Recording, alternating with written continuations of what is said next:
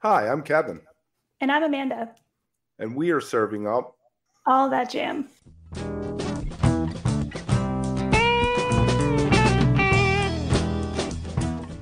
A lighthearted look at the weekend jam bands.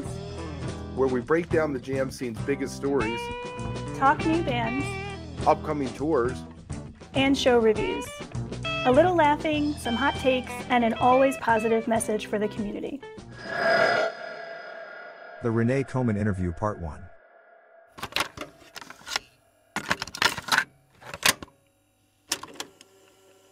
We are joined today by René Coman, bass vocals for the legendary Iguanas out of New Orleans. How we doing today, René? I'm good. How are y'all? Very good. Yes, it's Tuesday. What can we do? Sure.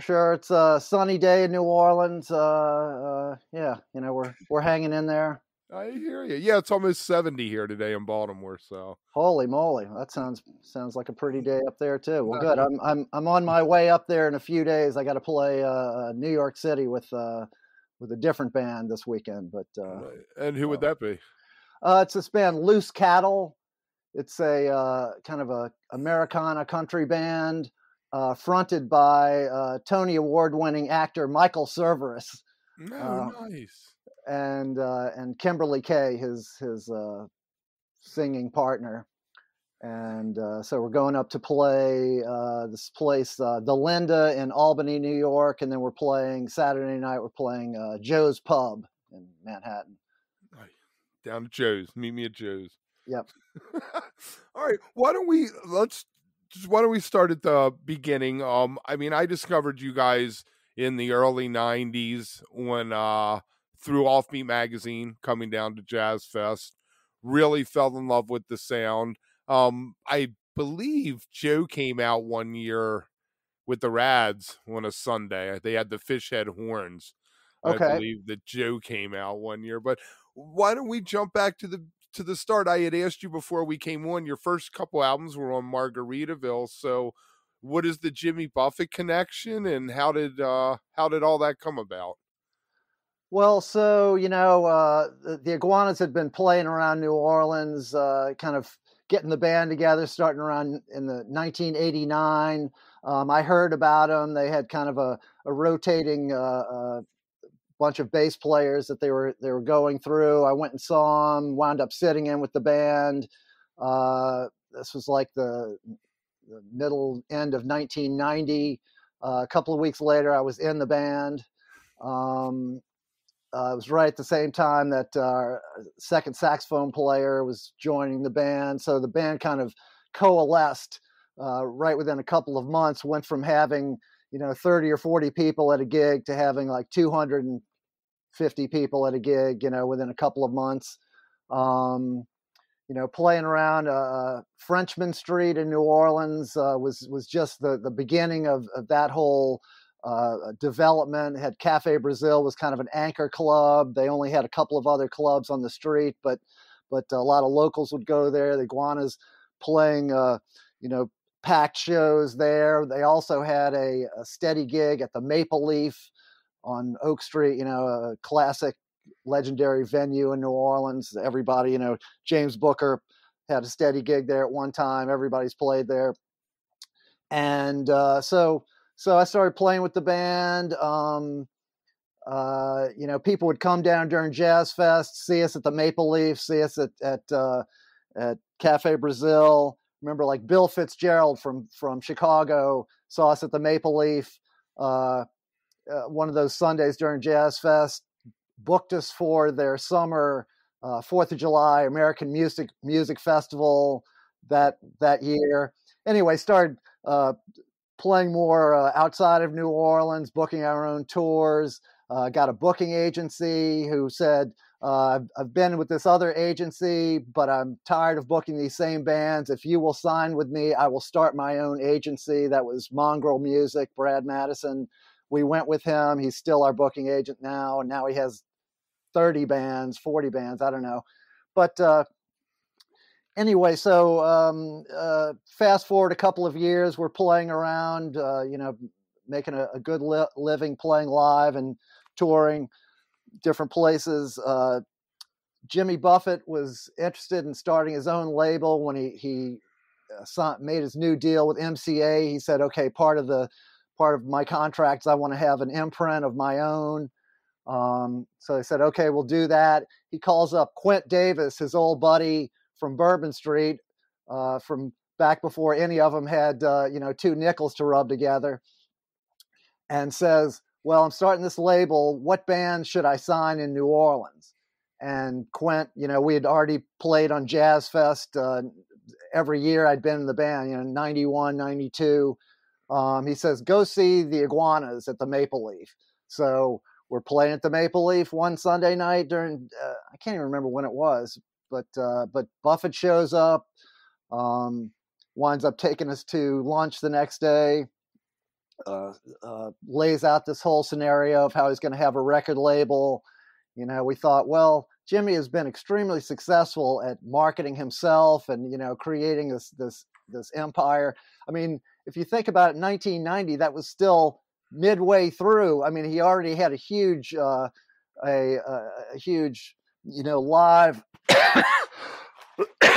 pardon me, you could cut that out. Live thing. But anyway, back to the Iguanas. So we said, oh, all right. So we wind up signing with Margaritaville, going out on a tour with him, a winter tour. Shortly after that, and then recorded the first record. He wound up going out and opening all summer long with him, maybe like in 93, 94. It was great. A lot of people still come to see the Iguanas based on, I remember when I saw you opening for Buffett in the early 90s. So that was a wonderful launch pad for us on a broader national level. That kind of ran its course.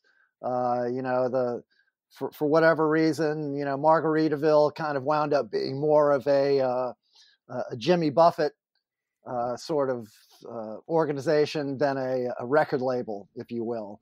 Mm-hmm. And so, the played that deal out, and anyway, next question. All right. Okay, so you put out the you threw me there. That's something I do. Is jump off like that. Just all right, next question. Well, no, because I can talk for the next hour without stopping. We're okay with that. And I realize we always say that the best guests are the one that you ask them one thing, and then 20 minutes later they come up for air and they're like, "What's going on?" So, yeah, I mean, I could go on, with this tale. Right. Basically, we've gone from one situation that's good. When that ends, trails off. We keep doing what we're doing. We still got the same basic four guys in the band, right. Although, somewhere along the line, as we're recording that first record, I'll go back a little bit, the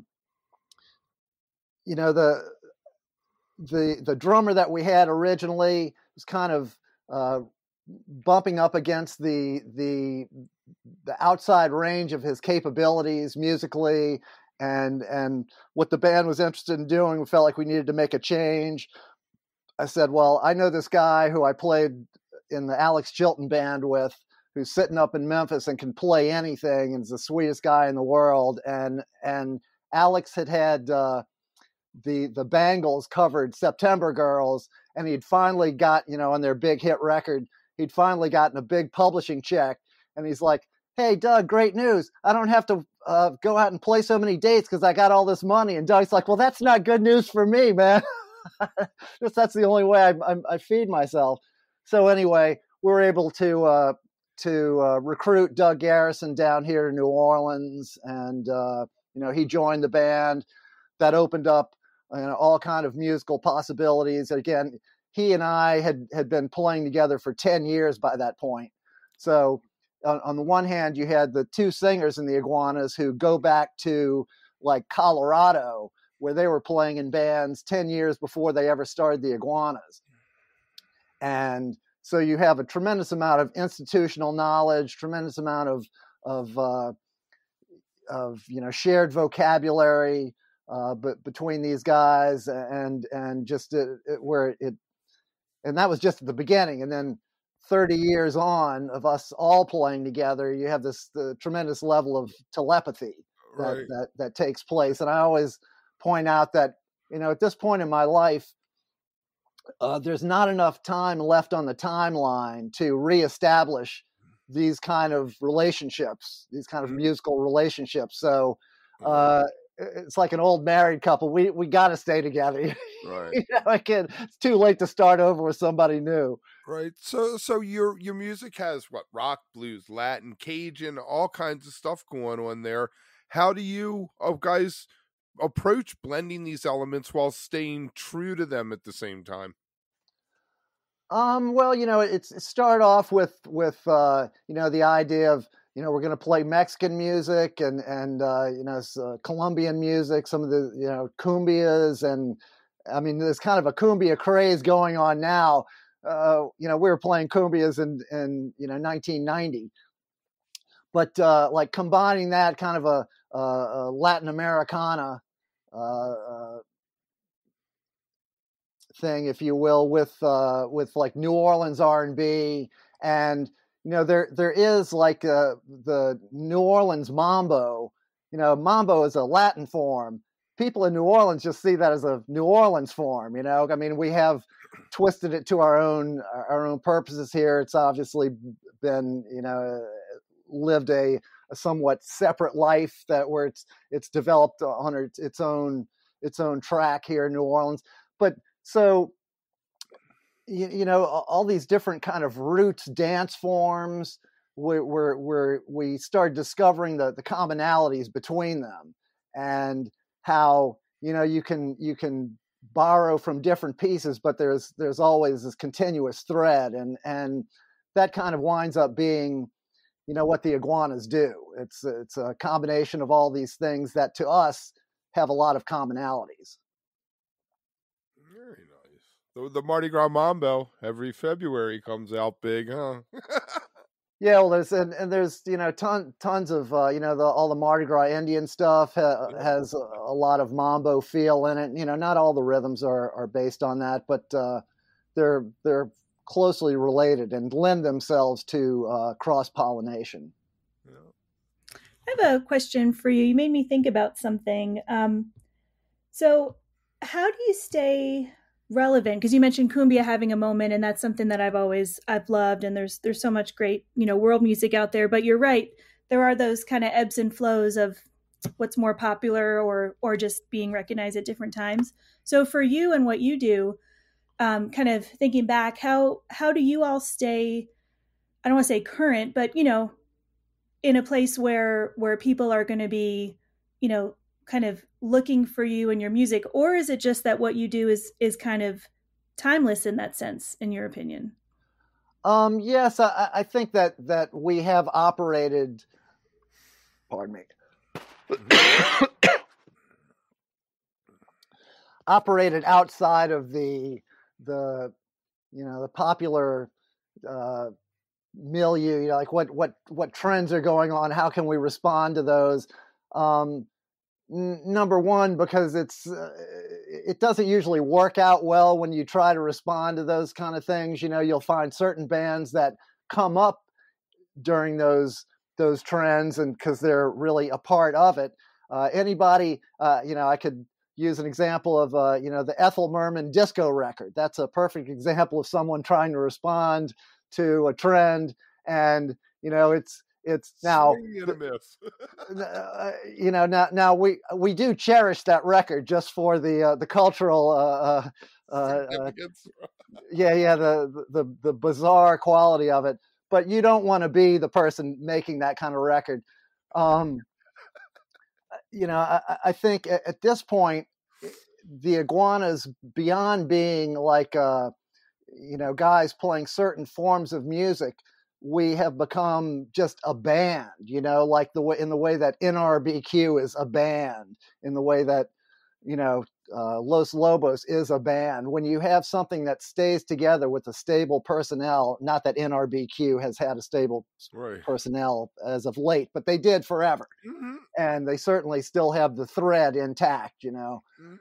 And I think that is more of what the appeal is, or the real heart of the matter is. You have this musical collaboration that is operating within certain parameters, this roots thing, but we do tunes that people say, oh, it's like a jazz tune. It's like, well, sure. I mean, it's we all have experience, or different ones of us have varying degrees of experience playing these other forms of music seriously, and can draw that stuff in. It's nice to be able to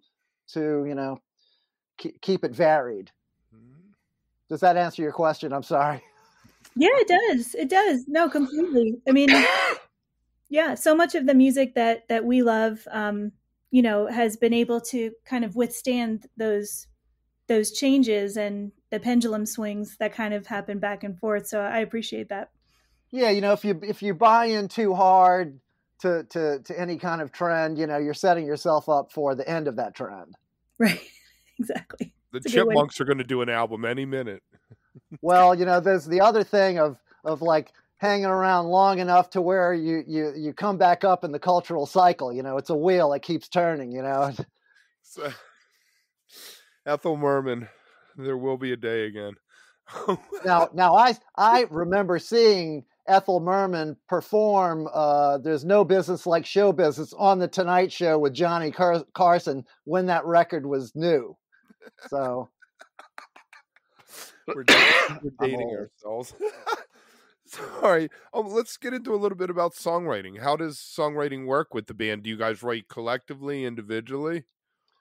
It's I would say the songs almost exclusively start with someone bringing something in to the band, or having a kernel of an idea and getting with one guy. Like if I have a song and I think, oh, this will be a good song for one of the singers to sing, I will approach that guy, and especially as a non-singer, there's a certain politics that go on to getting songs performed within the scope of a band that has a number of singers.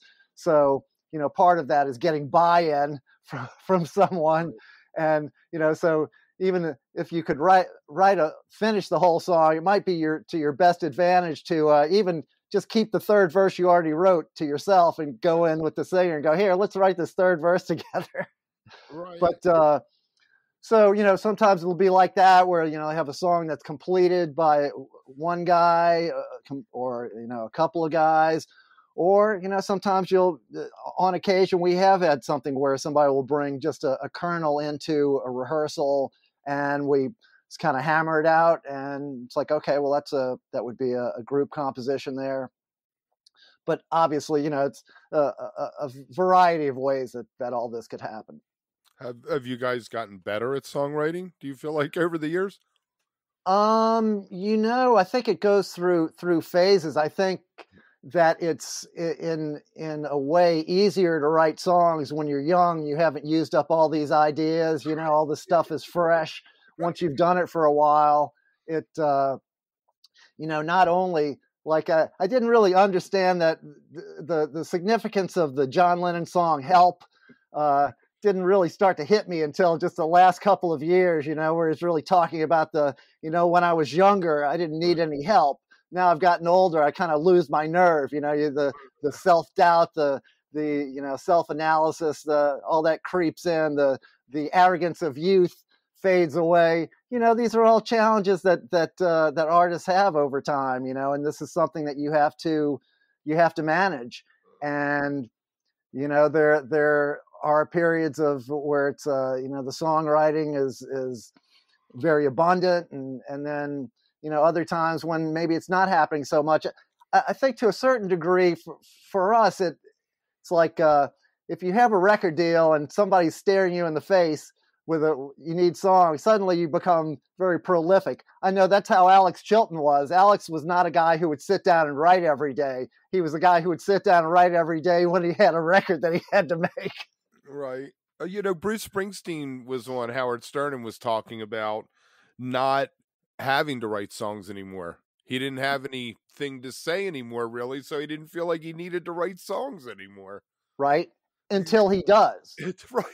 Until his mood changes, whatever happens, the thing turns in your head and you're like, oh, no, okay, now I'm, and, songwriting is one of those things. It's, if you do it a bunch, it gets easier. If you don't do it a whole bunch, there's a little bit of a resistance to getting back into it. But, if you've ever been able to do it, it's the thing does, it does self-perpetuate, I think. Do you feel like there are any themes or messages that you have run through your body of work there? Geez, I don't know. I wouldn't want to think about that too hard. Don't let me get too deep, right? Yeah. They come from different places. The Iguanas, they try to maintain our main songwriter, Rod Hodges, our guitar player and actual main singer. He has a great ability to write simple songs. They have kind of a universal appeal, universal themes, and they can be kind of sad, but always with a kind of sense of humor. The sad clown of life. I think that is a central theme of Iguana's music. If you want to get back to that, is we understand the pathos of life, but we're going to try to dance our way through it. Right. So when you're doing a set list, how do you guys choose what goes on a set list, seeing as you have such a large discography and a lot of covers that you have hanging out there? As far as doing like a live set list, I think, unless it's like a tight opening set or something, the Iguanas generally don't write set lists. We'll write like 3 songs that we're going to start with, because that we think of a gig as like a takeoff. Like a rocket taking off, you got to have a certain amount of thrust to break the gravitational pull of the Earth. Once you're free of gravity, now you're just floating. If you can achieve that liftoff, you can pretty much go anywhere. The audience is going to be with you. So we try to front load the thing to where it's going to get everything going, engage everybody, and depending on what songs we're currently playing, sometimes we'll be playing certain.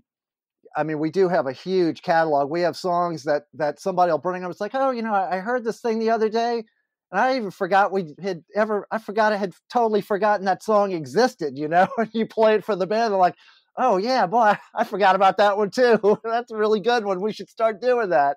And then maybe we'll run through it in rehearsal and throw it back into the set. And so you have things that are currently working well for you, and you try to keep it fresh, and you try to vary the set, to where you don't have too much of one thing going on, and you got to play songs that people recognize, but you got to keep it fun for yourself as well. Now, people will say to me, God, Para Donde Vas, it's one of our more popular, well-known songs. It's like, God, you must get tired of playing that song, huh? I go, well, do people get tired of doing Romeo and Juliet? These are the same words that have been there for, hundreds and hundreds of years. It's like, no, because that's just the framework.